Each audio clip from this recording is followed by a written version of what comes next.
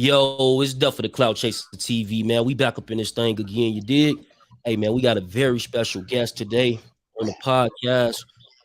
Special guest Charlie Rock LD. Can you introduce yourself? Let them know where you from, bro. You already know the OG C Rock LD. Salute to all my people in Chi-Town. You already know my BX Boardies, my motherfucking OGs out in Cali. My orale ways. Everybody, tune in. We about to get it hot. Let's get it. Let's get it, man. We're gonna take it back. Give them your social media too before we start. Everybody already know. I got the Ill podcast. Unless you've been living under a rock, you already know. Charlie Rock LD got the crazy podcast, repping the real. Y'all can catch me on YouTube, Facebook, StreamYard, repping the real. You already know the crazy epic stories. Oh, no doubt, bro. We definitely gonna get to a few of them today. Let's take it back, bro. Like, you born and raised in the Bronx. Like, what part of the Bronx, bro? We start there. The South, the X, Brook Ave, Cypress. Like, this is the South Bronx. This is the part of the Bronx that gave the Bronx the reputation that it's always had. Not the Northern Bronx, not the South. No, the South Bronx. That's where hip hop started at. That's where the Krills was at. You know what I mean? Like, the South Bronx. That's the one that put the BX on the map. My people that know. No, no doubt. And like, what was going on? The birth of hip hop coming from the BX. Like, can you tell us about the late 70s? Nah, man, that's too much. I ain't a dinosaur like that. My area was the 80s. Don't take me too fat, Chuck. I ain't that old, man. Don't be blowing him up, my nigga. My era was the 80s. You know what I mean? That was my era right there. That's where the hip hop was banging. Yeah. And all that, like. Did the birth start like in the 70s, and then it started? It was moving around heavy in the 80s, right? In the early 80s. I mean, some people say that, but however, my experience was in the 80s. The mid, the 80s. People say it actually started in the 70s, but again, I'm not aware of that. Your boy was still on the porch back then. As you country boys like to say, I was still on the porch. I came off the porch in the 80s. That's when I started with the extracurricular activities. For those that know, your boy got OG status. In my hood, I'm considered the crazy legend for all the extracurricular activities. People know me for, of course, I'm an original Terror Squad. Big Pun shouted me out on his album, Capital Punishment. Fat Joe shouted me out on 100 albums. Charlie Rock LD, the people know who the God be. You know what I mean? No doubt. And just taking it back just a little bit before we get into the 90s and the late 80s. I want to take it to you said you jumped off the porch. So how old was you when you around the time you jumped off the porch? I mean, wow. I caught my first burner when I was 12. Back then, everybody was a stick-up kid, and we used to bag people for the sheepskins and the bombers. So at 13, I was already running up on, dudes my age and, backing out and taking their sheepskins and bombers, the rope chains, the Adidas, that was at 13. At 14, I done stepped it up to the bodegas and the supermarkets. 3 o'clock broad daylight running up in there with the soda off shoddy. I used to call it Little Man. You know what I mean? You know how every OG likes to name their guns, And at 16, we jumped into the drug game.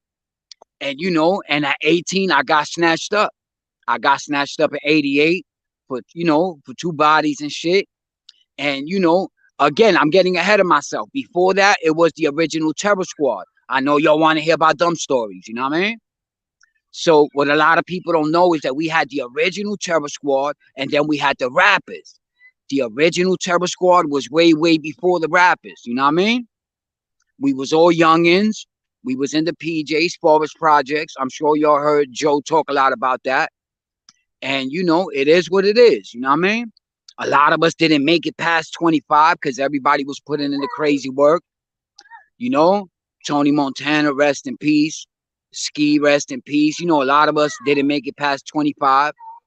And a lot of us got caught up, you know what I mean? In the extracurricular activities and started doing forever in prison. So like far as like you first going catching your case in '88 that sent you up for a while. Like what was going on then? Like this, Uh, like far all as right. the So, way it was moving. well, at that time, your boy was already in the street trapping. You know what I mean? The trapping was serious. Those that know the 80s was crazy. I actually got a few episodes on my podcast talking about the 80s. I talk about the OGs. So again, repping the real. I got the crazy stories there. I want y'all to people. But yeah, in my case, again, I wasn't the only one, jumping off. Everybody in the 80s, you was either making money or you was a crackhead, one or the other, you know? And I had a couple of strips and, I was doing good. Now, the problem with having the strips is that you got to hold them down. Putting the work on the block is the easy part. The hard part is holding your block down. You can't let nobody put work on your block. You can't let nobody come up short, and, that comes with the territory.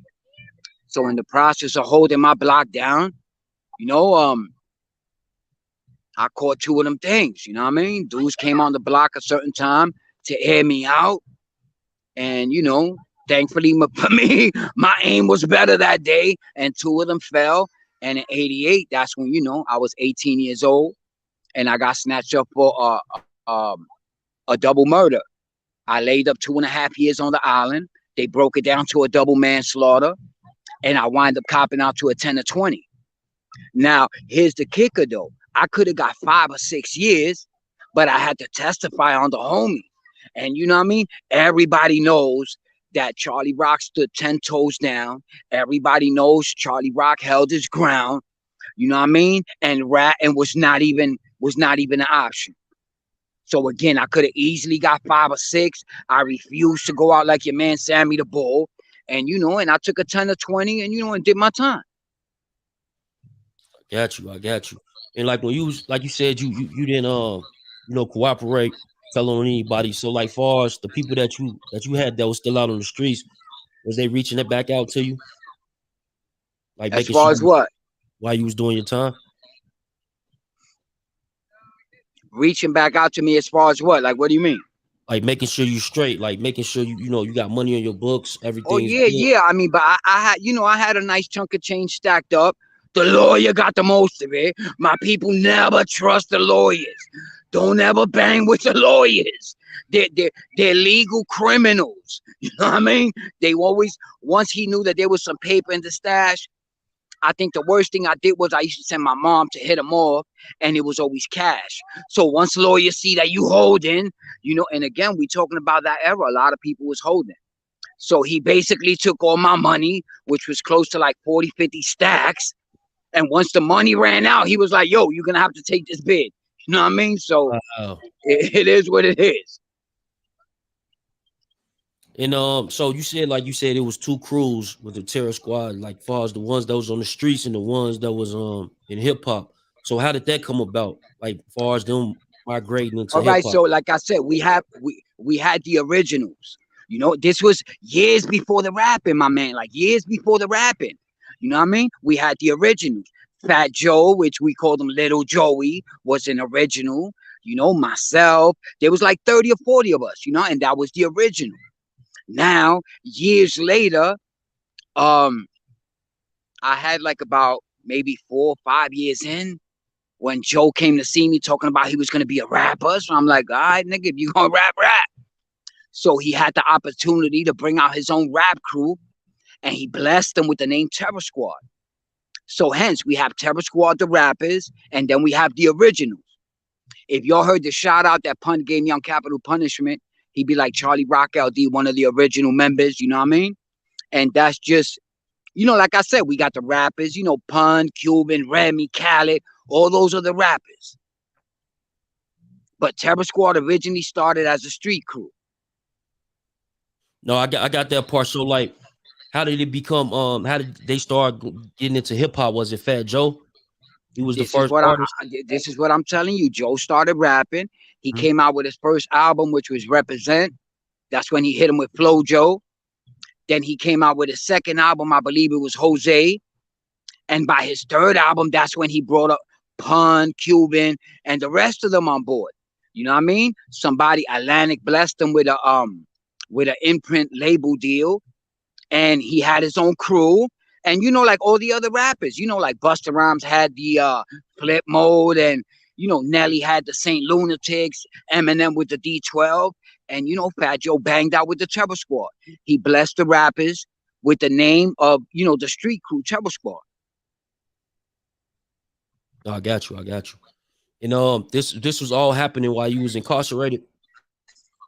Oh hell's yeah! Like I said, I got sent up in what, 88. Joe's first album came out in what, 92, I think it was. And Pun dropped in what, 98. So yeah, I was already knee deep into the bid, man. Your boy's a DOC baby, man. I was practically raised in the Department of Correction. Right. And Rikers Island. We hear a lot of stories about Rikers Island, and Rikers Island is serious. Rikers Island yeah, was serious, my man. You know what I mean? Like your gun had to keep going off. You know what I mean? Rikers Island was an adventure. Dudes tested your gangster every day. If you showed an ounce of weakness, the wolves was coming at you. So you had to have zero tolerance. And your boy C-Rock was running the cell blocks. I would walk into the cell block, snatch the phone, because back then the phones was free. So 90% of the drama was over the phone. Whoever ran the phone ran the house. So I would always go straight for the phone. Sometimes they'll go for it. Sometimes I'll go banger to banger with a dude and get him for his slot time. Sometimes the whole house would rush me, you know what I mean, and run me out the house. Like, there was all types of shit going on, you know what I mean? yeah. Because But Rikers Island was definitely, I got rips on my face. What is that, on this side of the face? I got all type of scars from Rikers Island, you know what I mean? no doubt, no doubt. And can you? I don't know if the people heard this story before, but you was telling me how you had ran into Tupac in Clinton. Can you tell us that Okay, story? of course. You know what I mean? I was in Clinton when Pac had Blue Trial. I believe he had the what, 1 or 3 or whatever. So I get the kite from Joe. Fat Joe send me a kite like, yo, Charlie, this nigga's there with you. I need you to hold him down. You know what I mean? At the time, Fat Joe was my brother. You know what I mean? And whatever he was asking me to do, I wasn't even thinking about it. That was my brother. So I stepped to Pac in the yard and I was holding him down. Not long, because he wasn't in population too long. You know what I mean? They put him in what they call APPU or something real quick, being that he was a celebrity and all that. But for the few months that he was in Pop Dog, I had to back the wolves up off him. And Pac had a lot of beef. Pac had a lot of beef because, first of all, we talking about Clinton. Mm-hmm. Clinton is a max. It's not a minimum. It's not a medium. It's a max. And I'm saying that to say the average dude in there got 20 years and better. So everybody's dangerous in there. You know what Yeah, I mean? Again, you're not in a minimum. You're not in a medium. The average dude in there is doing a life bid. He's dying behind these walls. And, the mindset is crazy, my man. For those that never been locked up, I salute you. You know that you never been there and you ain't had to go through the experience. But for those that know, you know what I mean? For those that know, like the mindset of you being in the yard and, and you dealing with dudes on a daily basis that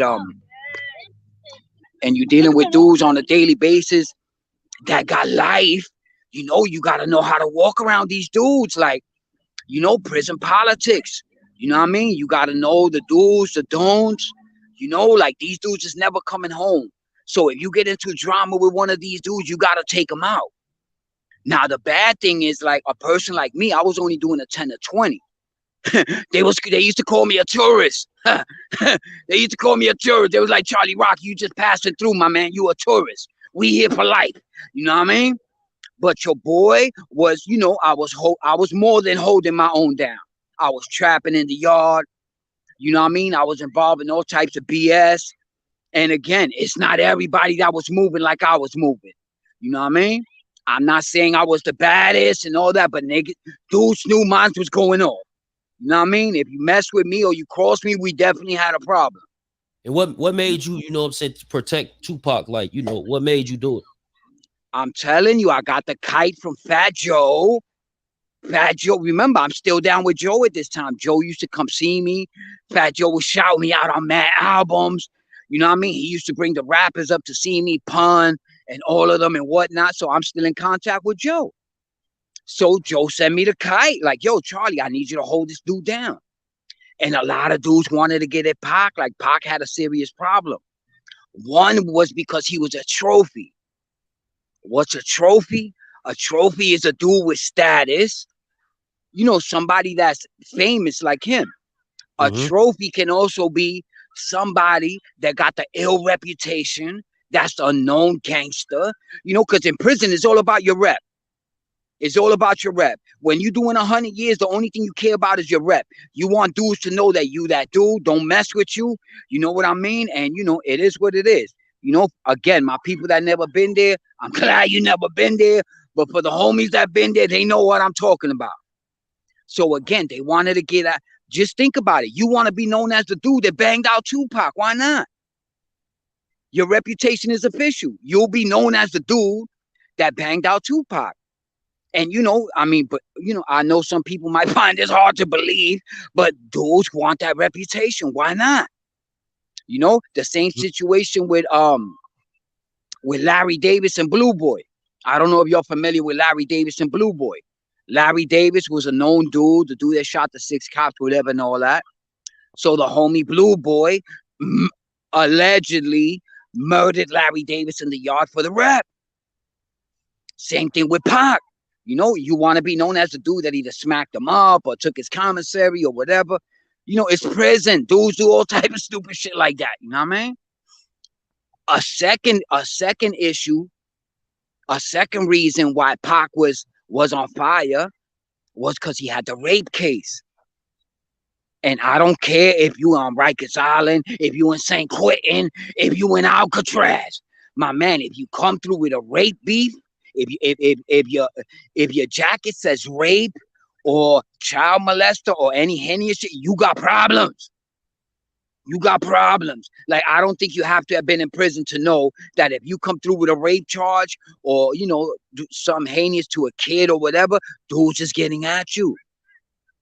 Me personally done banged out a few dudes I don't know them, just on the strength that they had that on their jacket. We don't want them dudes in population. You can't live.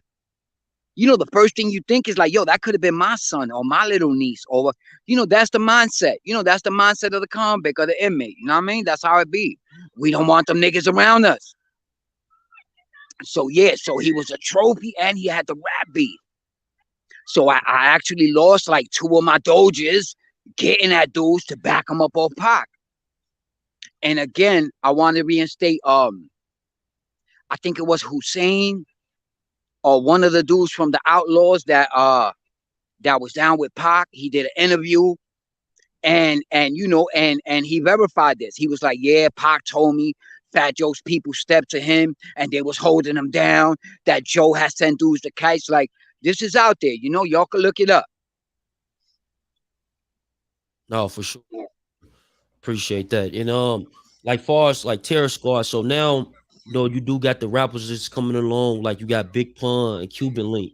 Like, what was your relationship with Cuban Link? I mean, we was all right. I mean, remember, I went in 88 and I came home in 02. So by the time I came home, Pun, rest in peace, already had passed. There was the fallout between the squad and everything and all that, So as far as my relation with them, I would meet them on the visit because Joe would always bring his rappers up to see me. So, I met Pun, Link, and and all of them on the VI. I got mad flicks with them on the VI. Did Cuban Link did Cuban Link ever put you in a song? On a what? Did Cuban Link ever put you in a song? In a song? Nah.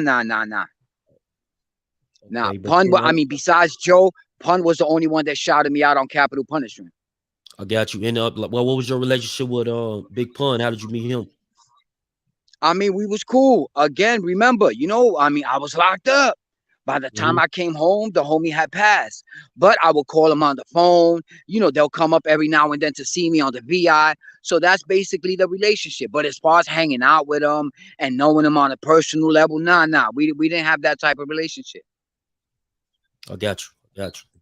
So you come home and was you did you think about rapping like when you first come home, or when you got home you was like, you know what, I can rap, they put you in the studio? Like, how did that come about? Well, when I came home, I ain't gonna front. Before I came home, I had wrote some songs down. I was dipping and dabbing, whatever. But when I first came home, I didn't pursue that. I was basically just, riding with Joe, holding him down. I used to do my own little things on the side. Like, I opened up FJ Films. That's when the DVDs was banging. So, I was doing all types of little things to eat. I would promote clubs, you know. I would help some of the producers sell beats. Like, I get in where I fit in. You know what I mean? So that was that situation. No, no doubt. I got you. I got you. And like, did the crew did, because they had already had built some sort of rapport with you even behind bars, you saying, but Oh, they knew who I was. They yeah, definitely knew who the fuck I was. Definitely. Each and every one of them. so when When I came home, they fell right in line. yeah, that's what I was gonna ask you. When you came home, they accepted you right away? They had no choice. They definitely had no choice. I only had a back out on Flex, full Flex, rest in peace. You know what I mean? He was the one that was holding the squad down at that time, but he definitely was not no Charlie Rock LD. So when I came home, I basically had to, put him in his place, and I went straight to the top general spot, and it is what it is. No, I got you. I got you. And can you tell us about the 50 Cent? Like, what had happened with 50 Cent? Like, I as far as the beef, well, from what I understand, it was a beef, that was, out on the streets. You had got locked up, I right? Back. so this what happened. I came home. I came home in '02. And again, repping the crazy podcast. I got the Tupac stories. I got the crazy stories. Y'all could go on my channel, Charlie Rock, and you'll catch all my episodes there. I only been out like 3-4 months, but we're at 2.5 million views. Your boy is killing them right now. Little Joey, I know you. So yeah, man, it is what it is, man. Okay, back to the 50. I came home in '02.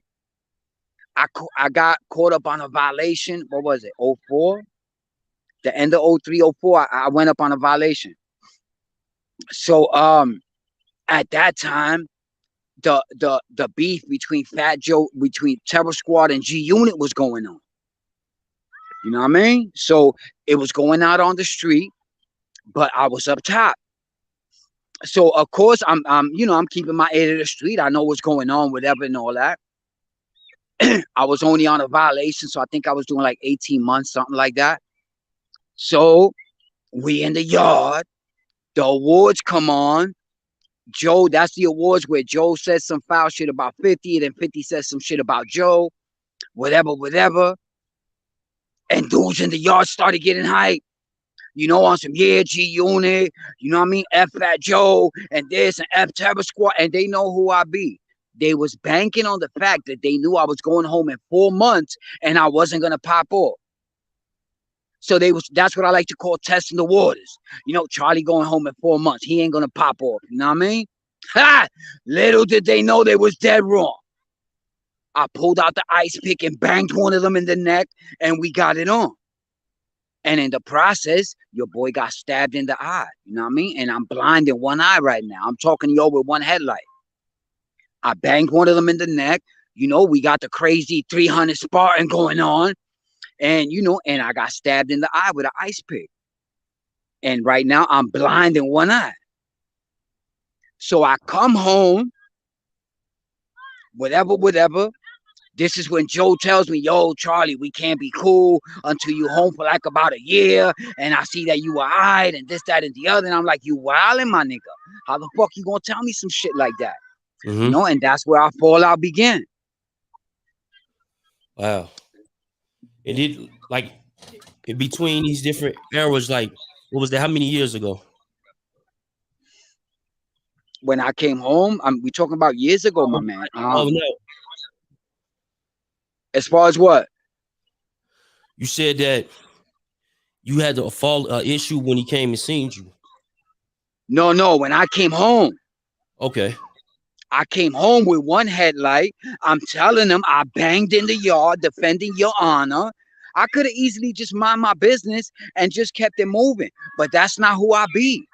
If you my brother, you my brother. You know what I mean? Like I take that shit respect and honor to the heart. Again, I was raised in the Department of Correction. Everything in prison is your honor, your reputation, and your word. Again, that's where I was raised at. I went in at 18 and came home at 35. Do the math.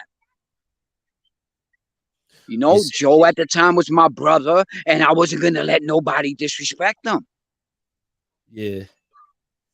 Yeah, and I got you. And his response, what was his response? Like it His was response was like, I understand you banged out, I understand you blind, but we can't rock until I see you home for a while when you acting. The problem with Joe is that I guess at this time he was already rich and famous. He got used to everybody kissing his ass, and he basically wanted Charlie Rock to bow down. And I'm like, homie, you my brother. Like he would have a problem that I would talk to him like I would always talk to him. And I'm like, yo, I'm not disrespecting you. You my brother. Why you feel like I have to talk to you like, oh please and excuse, laugh at your corny jokes and be a yes man? And that's not me. That's not me. And the last thing he thought was that he's rich, he's famous. The last thing he thought that I was gonna say fuck you and keep it moving. And that's exactly what your boy did. Fuck you and kept it moving. We in the yard. Rock with your boy. no, I got you. Got you. Wow. But let me say something. He didn't only do that to me. He did that to a few dudes in the crew. If ever somebody did so, he did it to Raul. He did it to Fat Ant. He did it to a couple of other dudes. If you did something he didn't agree with, or he just felt a certain way about you, he would isolate you. This is what the dude was on. He would Mhm. isolate you and no contact, no hanging out, no nothing for like 8 months, a year. And then he'll come back, give you a couple of dollars. All right, you could come back now. That was his way of not only checking that person, but checking everybody else in the crew. That's the type of shit this dude was on. And I heard like I could have swore I heard a story too. I don't know, allegedly, but um I think you might have said that his brother was in the hood. Yeah, his brother's Man, crazy. I mean his His brother, unfortunately fell victim to substance abuse. You know what I mean? I went through that too. I definitely went through a point of substance abuse. You know what I mean? I'm a real dude. I don't hide nothing. I don't cap and I don't lie. It is what it is. I got no problem in, I'm a man. I got no problem admitting what I used to do. So yeah, I mean, just walk with me on this. Mhm. Your brother's Fat Joe, rich and famous, and his brother Angel is on a corner in the South Bronx asking people for $1 so he could eat something. Wow. Let that sink in, Chuck. Let that sink in. Your brother's Fat Joe, rich and famous, holding millions, and your brother, your blood brother, is on the corner asking people for $1 so he could get a sandwich. Like, you know, this is common knowledge. Anybody from the Bronx know this. You know, anybody that knew Angel, you know what I mean? You know, and they know the story. Like, you know, Joe always been on some other shit, man. I guess when you become rich and famous, you know, you get full of yourself and you know, and it is what it is. You know, whoever says that they'll be rich and famous and they'll never change is because they never been rich and famous. Rock with your boy. I can understand that. I can definitely understand that. You know, and you know, it is what it is. That's the type of person he was. That's the type of person he still is. And you know, and that's where we had the crazy fallout. You know what I mean? Like I wasn't bowing down, I wasn't kissing your ass. Chuck, I didn't think I had to do that. Plus, I wasn't gonna do it anyway. But I'm like, yo, you my brother. I love you. I've done proved my loyalty to you 100,000 times. Another thing, remember what I said. Your boy took 20 years when I could have got 5 or 6. You know what I mean? It is what it is. No, no doubt. And as far as like Fat Joe has like over these years, have he ever reached out to you and try to mend the relationship? Well, he dropped a book again. Fat Joe dropped a book, what, the Book of Jose, like 2, 3 months ago, and he Hmm. tells the crazy stories about Charlie Rock LD. He calls me C. Like dudes don't know who the hell C is. But he tells the stories on how I held him down, saved his life, showed him the streets. You know what I mean? Always, had his best interest in mind, whatever, whatever. And he said, these are his words in his last thing, that the last time he seen me was in front of Hot 97. And I pulled up on him and he felt that I was gonna body him for whatever reason. He felt like that, you know what I mean? Hmm. And he told the dude that was with him, "You holding?" And the dude was like, "Yeah." He was like, "If this dude pull out, you know what I mean, let it ring, because this dude's a murderer. Charlie's a murderer." You know? And I guess he felt like that because his conscience. He know he did a brother wrong. You know what I mean? My hand didn't call for that. And again, this is what he wrote in his book. You know what I mean? The Book of Jose. And like far as recently, I know it's been different Instagram lives that's been surfacing on the internet, and a lot of people Yeah, say your some. boy is viral. We've been going at it back and forth. You know what I mean?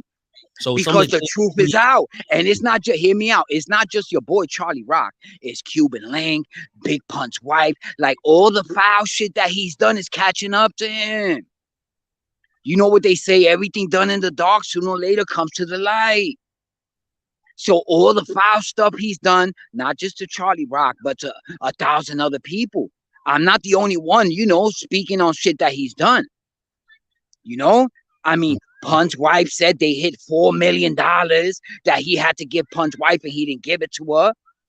They went to court. He said in court that he gave her $1 million. Homie, you wildin'. How you gonna tell the judge you gave her $1 million? The judge gave him 90 days to prove that he gave her the mill, and he couldn't prove it. So you lying. The Cap King. Wow. And like what's your take on that? Like when it comes down to it, like your honest opinion, like knowing the history, but at the end of the day, if you was looking on like on the outside looking in, how you feel about it?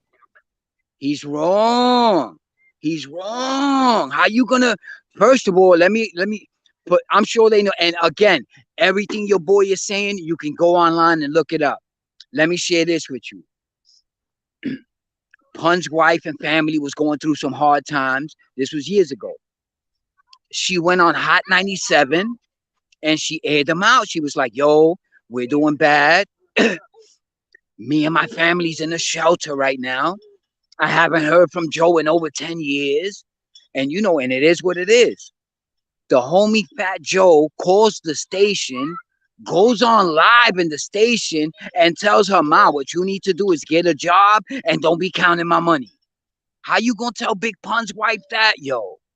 This dude is crazy. Right. It's crazy. Like, again, there's 1,000 little stories like this. You know what I mean? Like, y'all could look it up. Look up Fat Joe capping or whatever. And it's crazy. Like, there's mad stories out there. And like I said, everything done in the dark sooner or later comes to the light. And karma always come back. Right now, karma is smashing little Joey.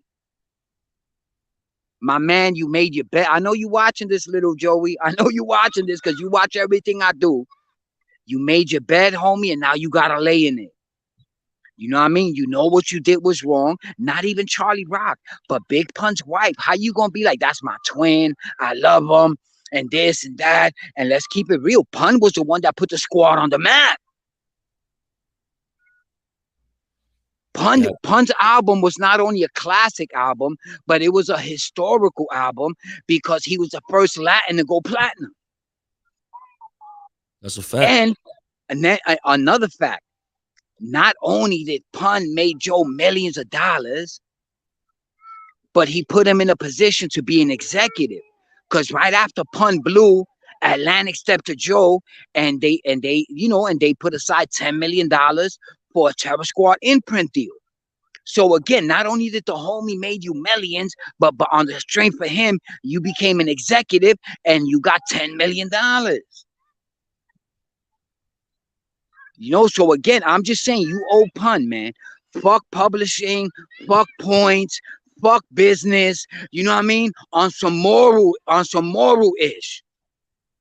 You supposed to take care of that dude's family. How you gonna tell Pun's wife get a job and don't worry? Another fact. And again, we can all look this up. Remy, Remy Ma calls Pun's wife one day and she tells her, yo, did you get the 30 stacks that I gave Joe to give you? And she was like, nah. Remy gave Joe 30 stacks to give to Liza, and the homie just deaded her for the 30 stacks. Yeah, that's crazy. That's crazy. That's a 30 stacks. You hold it again. This is big pun. This ain't again F Charlie Rock. You know what I mean? I was just your friend. I was just your brother. This dude was very special to you. And he did him crazy dirty, man. He did him dirty. Again, it's out, homie. I'ma keep my foot on your neck. Big pun forever. And like we just mentioned, Remy Ma, salute to her. What's been going on, like as far as your relationship with Remy? I know y'all had a relationship back then, right? Can you tell me how you met her? I mean, I met Rem by the time I came home again in '02. She was already part of the squad. So I met her when I came home, and Hmm? I eventually became her role manager, and it was, family. Like I treated all of them like family. To Joe, it was business, but to Charlie Rock, it was family. I'm like, these are my family. I'm holding them down. That's my position. I'm gonna make sure they all good. I'm gonna make sure, it is what it is. So, me and Remy was cool. You know what I mean? We was definitely cool.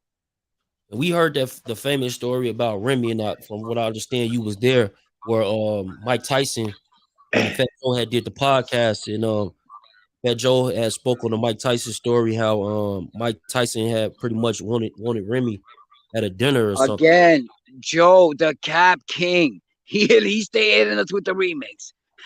His new name is Smokescreen and Joey Remix. So the Tyson issue, you know what I mean? I had a G check Mike Tyson. But before we get into that, let me share this with you.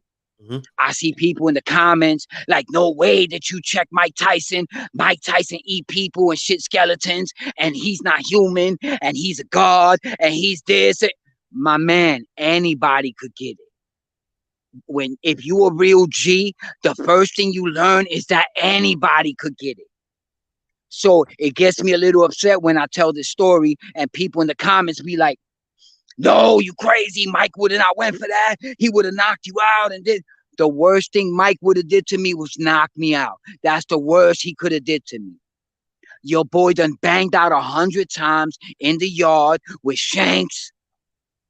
I done ran up on 100. I done got ran up. Anybody could get it. So for your people in the comments to be like, yo, no way, Mike Tyson this, Mike Tyson that, my man, the homie's human. And let's talk facts. Mike did 6 years. Mike did 6 years for rape. Not for putting in work, not for laying people out, not for rape. Peep game. I'm sure that them 6 years, the only reason he ain't get into no beef because he was paying. Mike Tyson was paying. That's why they allowed him to live. Peep game, facts. When he got locked up, what happened? The homie turned Muslim. Assalamu alaikum, all that good stuff, rocking the kufi, praying 7 times and all that. We all know when you go to prison, the majority of the dudes that get down with religion or gangs is for protection. If you don't know, now you know. And I say that to say this. He was a Muslim for 6 years. He came home and all of a sudden he's not a Muslim. So mad suspect. And what did he do when he first came home? He blessed the Muslim community with $1 million. Again, protection. They kept the wolves up off him. And he was paying. That's extortion. That's what you call friendly extortion, but it's still extortion. So for all them people that Mike this, Mike that, another thing. There's a big difference with you being in a ring with one opponent and you just banging out with that one opponent and y'all got boxing gloves on. I'm saying that to say this. There's a big difference with somebody banging in the ring and somebody banging in the yard with shanks. You know what I mean? And everybody banging each other and all type of extra shit is going on and everything. There's a big difference, my people. So for those that be like, no way, C-Rock checked them and this and that, you know what I mean? Get out of here, man. Get out of here with that. He's a man just like everybody else. So let me Yeah. tell you the story. I said the story, but I'm going to bless you with the story again. We was in Vegas. The bus broke down. Mike heard we was in Vegas. He invited us to his house. Whatever. We in his house. We sitting down having a meal. And he come out of left field at the table and tells Remy, yo, Rem, I got 15 stacks for you. Why don't you spend the night with me? Straight like that. Like the dude is crazy. So he basically propositioned Remy in front of all of us. Joe and everybody else started laughing like it was a joke. I took that, me being the type of dude I am, I took that highly offensive. Not only did you disrespect her, but you disrespecting us. What he said in other words were like, all you niggas is pussy, and I'm going to proposition your sister, and ain't none of y'all going to do nothing. That's exactly what he said indirectly. I stood up and I'm like, yo, Mike, check this out. I don't know who the hell you think you're talking to, but you ain't going to talk to my sister like that. You know what I mean? And she ain't no motherfucking hoe. And, you know, and it was what it was. Was the crew Again, behind you when you jumped up and made that statement? Was they like, was they shocked? yeah, they were shocked. They was like, oh shit, Charlie Rock checking Tyson. You know what I mean? Because they was laughing. You know, when you put in a stressful situation and you scared and you don't know how to deal with it, the average dude starts laughing to think that, oh, it's a joke. It's really not that important. Again, your boy was raised in the Department of Correction. The most deadliest weapon in prison is not the violence. The most deadliest weapon in prison is breaking a dude's character down. You got to know who's real, who's not real, who's dangerous, who's not dangerous and just fronting. Like, you know, you got to break a dude's character down.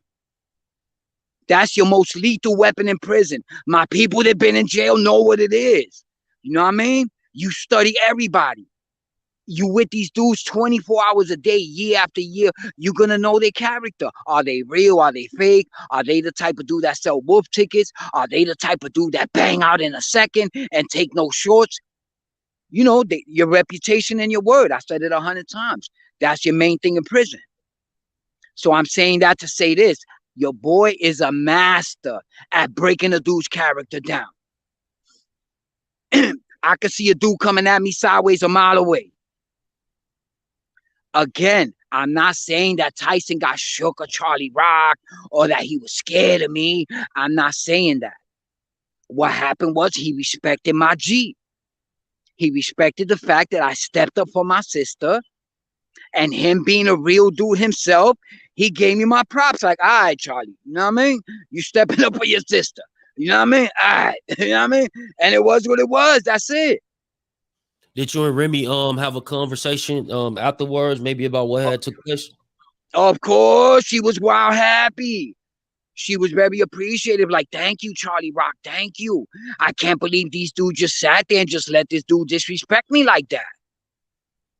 After that, I became her role manager. You know, she was very appreciative. Like, you know, like I told MREC TV, like the same way the little girl in the hood that the dudes is pressing her on the block and you step up and back them up off her, you know, she's going to look at you like a big brother. You know, I seen Remy.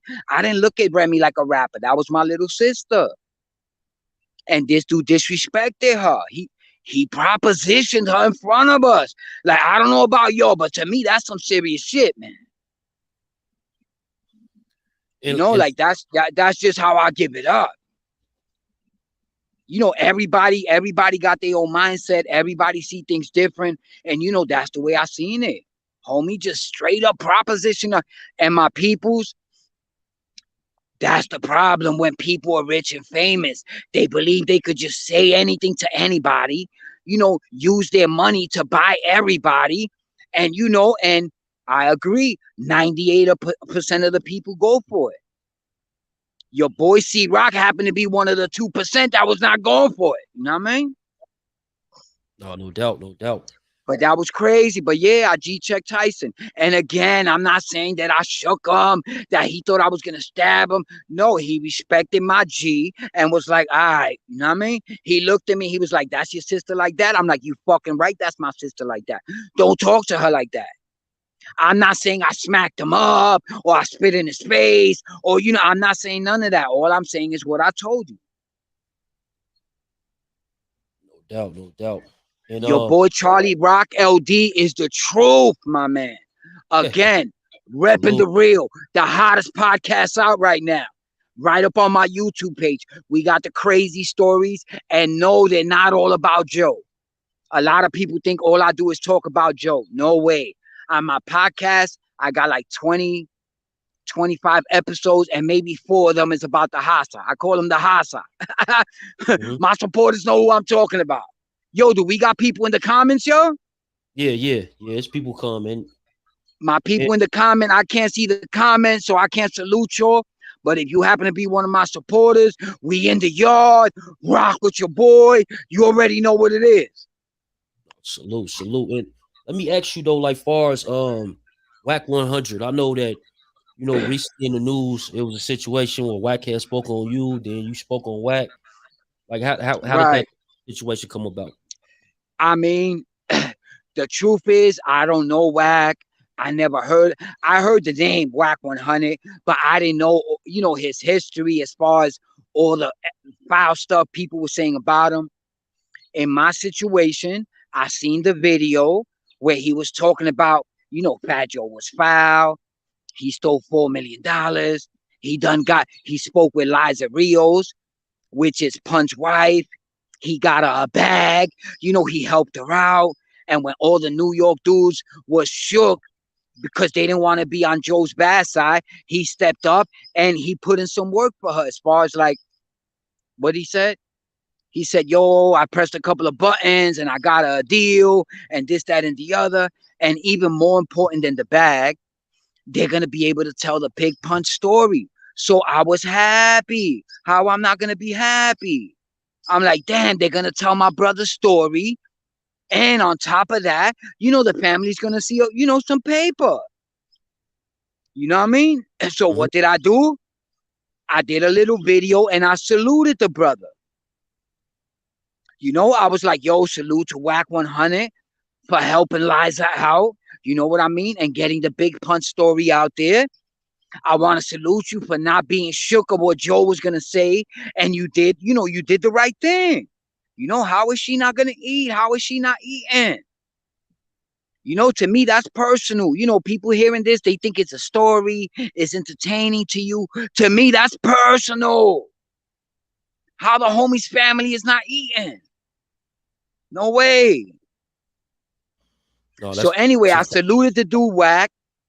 48 hours later, the homie hit us with the remix. He hit us with the remix.